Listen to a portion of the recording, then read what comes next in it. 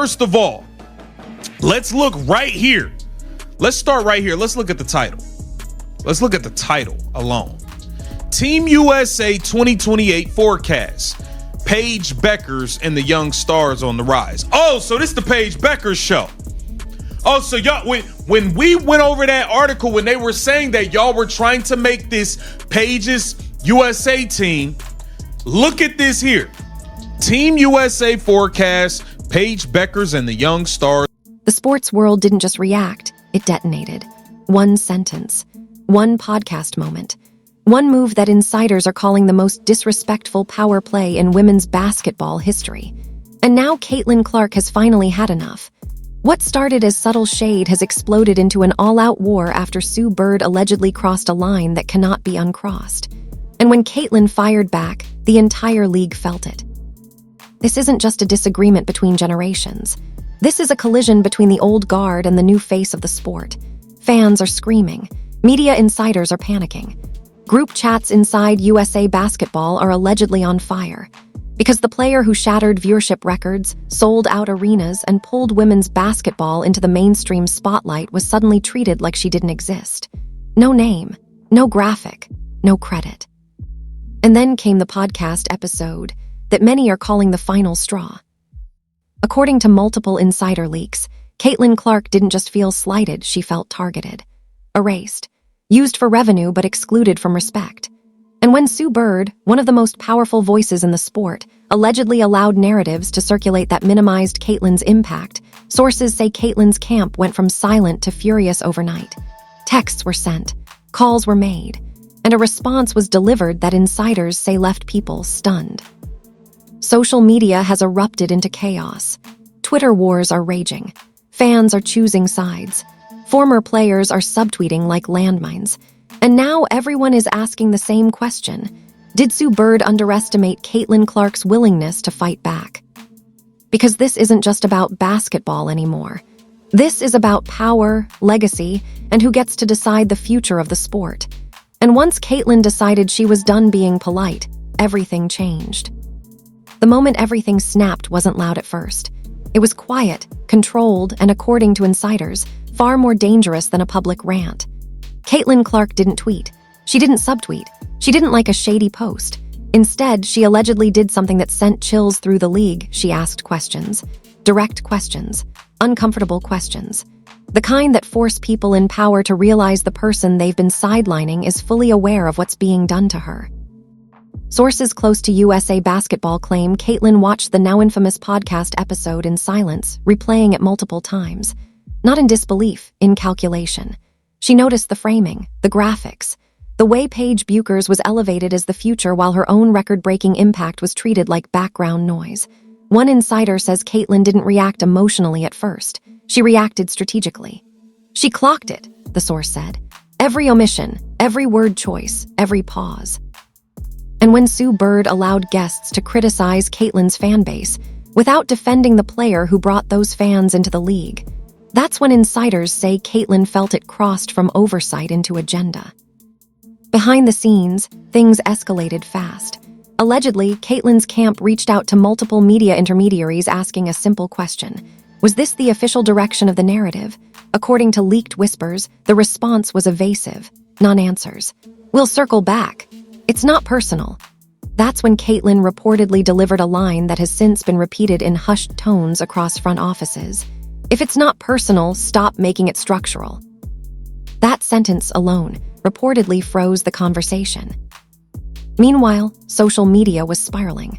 Fans noticed what Caitlin noticed.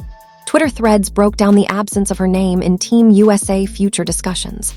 TikTok creators compared graphics side by side, highlighting who was centered and who was erased. Hashtags accusing the establishment of gatekeeping trended overnight. And while Sue Bird remained publicly calm, insiders say privately she was being told the backlash was growing faster than expected. Because this wasn't just fan noise. This was numbers, viewership numbers, revenue numbers, and those numbers all had one name attached to them. The alleged leaked messages started circulating soon after. One screenshot, said to be from a group chat involving former players and media figures, reads, "We can't keep pretending she's not the engine." Another responds, She doesn't fit the culture. That reply is what set fans off when it allegedly leaked. Culture. What culture? The one that existed before sold-out arenas, before record TV deals. Comment sections exploded, accusing veterans of protecting a system that no longer served the game. Caitlyn, according to insiders, was fully aware of the optics. She knew that any public response would be framed as entitlement. That's the trap rookies fall into. So instead, she allegedly chose precision. One source claims Caitlyn made it clear she wasn't asking for special treatment, just accurate acknowledgement. "I don't need praise," she reportedly said. "I need honesty."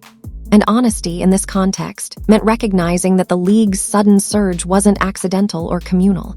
It was driven. The tension intensified when an alleged internal meeting recap began circulating online. Supposedly, during a closed-door discussion about Team USA's future branding, Caitlyn's name came up and the room went quiet. One insider claims someone said, "We don't want to put too much on her too soon." Another allegedly replied, "She's already carrying it." That exchange, if true, perfectly captures the divide. One side wanted control, the other was staring at reality. Sue Bird's role became the lightning rod, not because she criticized Caitlyn directly, but because of what she didn't do. Insiders say Caitlyn felt betrayed not by open opposition, but by passive framing, allowing conversations to happen that minimized her impact, allowing her fanbase to be painted as toxic without context, and most importantly, shaping a future narrative where Caitlyn was positioned as adjacent instead of central. For someone with Sue Bird's influence, silence is power. And Caitlyn reportedly felt that power was being used against her. Then came the alleged confrontation, not public, not explosive, but devastating. According to a source close to the situation, Caitlyn's representatives directly addressed concerns about erasure and bias. The response they received was described as condescending reassurance. Phrases like "your time will come" and "this is bigger than one player" were allegedly used. That's when Caitlyn reportedly snapped internally, because her time wasn't hypothetical. It was measurable, in ticket sales, in ratings, in cultural impact. Fans sensed the shift. Caitlyn's body language in subsequent appearances was dissected frame by frame. She looked focused, colder, less deferential. Analysts noted she stopped downplaying her impact in interviews. She didn't brag, but she didn't shrink either. One subtle comment during a press availability lit up social media when she said, "The game speaks.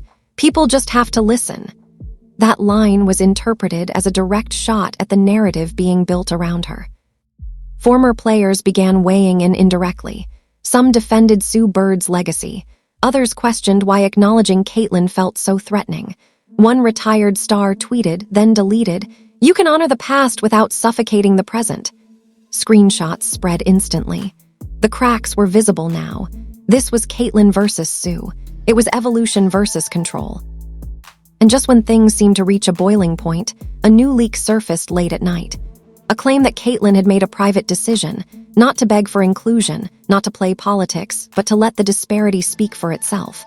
According to this rumor, she told someone close to her, "If they don't want me in the story, I'll rewrite the ending." That sentence sent shockwaves through fan communities. Rewrite the ending how? Because if Caitlyn Clark decides to stop absorbing disrespect quietly, the next move won't be subtle. It won't be polite. And it won't be easy for anyone who underestimated her. The question now is whether Sue Bird crossed a line. It's what happens when the player everyone tried to sideline decides she's done waiting for permission. The second wave didn't creep in, it crashed. What had been simmering behind closed doors suddenly spilled into places nobody could control. And insiders say this is where Sue Bird realized the situation was no longer manageable. According to multiple sources, Caitlyn Clark's decision to stop playing small triggered panic inside media and USA basketball circles. Not because she yelled, not because she disrespected anyone publicly, but because she stopped cooperating with a narrative that didn't include her. The first sign came from what Caitlyn allegedly didn't do. She declined a media opportunity that would have placed her in a supporting role discussion about the future of the sport. Insiders say the framing was subtle but familiar: celebrate the collective, minimize the individual. Caitlyn's camp allegedly passed. Quietly. No explanation. That silence rang alarms, because Caitlyn Clark doesn't turn down exposure unless she's making a statement. Then came the leaked messages that sent social media into a frenzy. A screenshot allegedly from a private media Slack channel began circulating, showing a message that read, "She's not playing along anymore." Another reply followed, "We created this monster." That phrase, monster, went viral in minutes. Fans interpreted it as proof that the establishment never expected Caitlyn to realize her leverage this fast. Twitter erupted with accusations of exploitation. TikTok creators stitched the leak with clips of Caitlyn filling arenas, selling jerseys, and dragging the league into national relevance. Behind the scenes, sources claim Sue Bird was warned the optics were getting bad. Very bad. She was allegedly told that fans were no longer interpreting Caitlyn's exclusion as oversight. They saw it as intentional. And when intentional bias is attached to a respected legend, the backlash doesn't stay polite. It metastasizes. Insiders say Sue remained calm publicly but frustrated privately, insisting the backlash was misguided and that people were reading too much into it. That response didn't land, because perception had already hardened. The situation escalated when an alleged audio clip began circulating among journalists, never posted publicly but described in detail. In it, a female voice said to be connected to league media is heard saying, "We can't let one player hijack the narrative." The response? She already did. Whether real or not, the clip became symbolic. Fans didn't care about authenticity anymore. They cared about what it represented, fear of losing control. Caitlyn, according to insiders, was watching everything. And this is where things took a sharp turn. Instead of shrinking under pressure, she leaned into performance.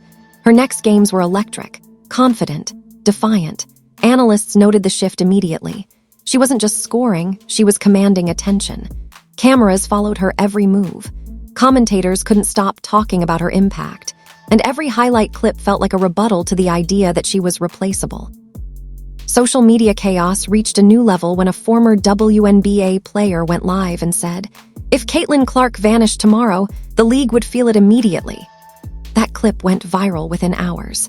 Another retired star followed with, "You don't erase the engine and expect the car to run." Sue Bird's name was tagged relentlessly. Some fans demanded accountability. Others accused her of protecting a pipeline that benefited her generation, but couldn't handle an outsider becoming bigger than the system. The Paige Bucher's angle poured gasoline on the fire. Fans made it clear this wasn't about Paige versus Caitlyn. It was about why Paige was being elevated as the future while Caitlyn was delivering the present. Paige herself was dragged into the chaos unwillingly. Insiders say she was uncomfortable with the framing and never asked to be positioned that way. But once narratives are built, they don't ask permission. They just move. According to a source close to Caitlyn's camp, the final straw came when someone allegedly told her, "You'll get your flowers later." Later. That word reportedly infuriated her. Because later is what people say when they don't want to acknowledge power shifting in real time. Caitlyn allegedly responded with a sentence that's now being whispered across front offices. "Later doesn't pay the bills." That wasn't about money. It was about value. Then came the moment fans are calling the quiet clapback. During a post-game interview, Caitlyn was asked about the future of women's basketball. She smiled and said, "The future isn't coming, it's already here." She didn't name names. She didn't accuse anyone. But the message was unmistakable. Twitter exploded. Analysts paused mid-sentence on air. Everyone knew who she was talking to. Sue Bird's defenders pushed back hard. They argued legacy deserved respect. That Caitlyn should wait her turn. That the league isn't built around one player. Fans responded with numbers. Attendance spikes. Ratings charts. Jersey sales. They flooded comment sections with receipts. The argument stopped being emotional and became mathematical. And math doesn't care about hierarchy. Insiders claim tension peaked when USA Basketball began reassessing its messaging after fan backlash. Nothing official was announced, but the internal scrambling was allegedly intense. According to one source, they didn't expect this much resistance. Resistance from fans, from media, from Caitlyn herself, because she wasn't asking for inclusion anymore. She was forcing acknowledgement by sheer gravity. And then, just as the firestorm reached maximum heat, a new rumor dropped that changed everything. A claim that Caitlyn Clark had been approached privately with a request, not an apology, not a clarification, but a suggestion to let it blow over. According to this rumor, Caitlyn's response was ice cold. "I didn't start it. I'm not ending it." That line alone detonated fan communities. Because if that's true, it means Caitlyn Clark isn't backing down. She isn't smoothing edges. She isn't playing mediator between the past and the future. She's letting the tension exist. And tension like this doesn't fade quietly. It explodes. The question now is whether Sue Bird crossed a line. That debate is already raging. The real question is what happens next, because the league is being forced to choose between preserving comfort or embracing reality. And if Caitlyn Clark keeps doing what she's doing, that choice may be taken out of their hands entirely. By the time the third wave hit, the tension had stopped being theoretical and turned unmistakably personal. This wasn't about fan discourse anymore. This was about power being challenged in real time, and insiders say the moment Caitlyn Clark realized she no longer needed permission, everything shifted. According to multiple sources, what happened next caught even the most seasoned veterans completely off guard. The breaking point allegedly came during a closed-door media strategy discussion tied to international play and long-term branding. Caitlyn wasn't in the room, but her name dominated it. One insider claims a senior figure said, "We need to be careful not to let this become the Caitlyn Clark League." The response from another person in the room, "It already is." That sentence reportedly landed like a bomb, because once it was spoken aloud, nobody could unhear it. Word of that exchange leaked within hours, and when fans got hold of it, the reaction was volcanic. Twitter lit up with accusations of gatekeeping. TikTok creators ran side-by-side comparisons of league engagement before and after Caitlyn's arrival. Sports radio hosts stopped dancing around the issue and started asking direct questions. Why does acknowledging Caitlyn Clark feel like a threat to certain legacy figures? And more importantly, who benefits from keeping her framed as just another young star instead of the central force she clearly is? Sue Bird's name continued to dominate the conversation, and insiders say that's when the pressure truly mounted. Not from fans, from peers. Sources claim Sue was approached privately by multiple respected figures who warned her that the optics were becoming damaging, that her silence was now being read as intent, and that if she didn't clarify her stance, the narrative would harden permanently. According to one source, Sue's response was restrained but firm.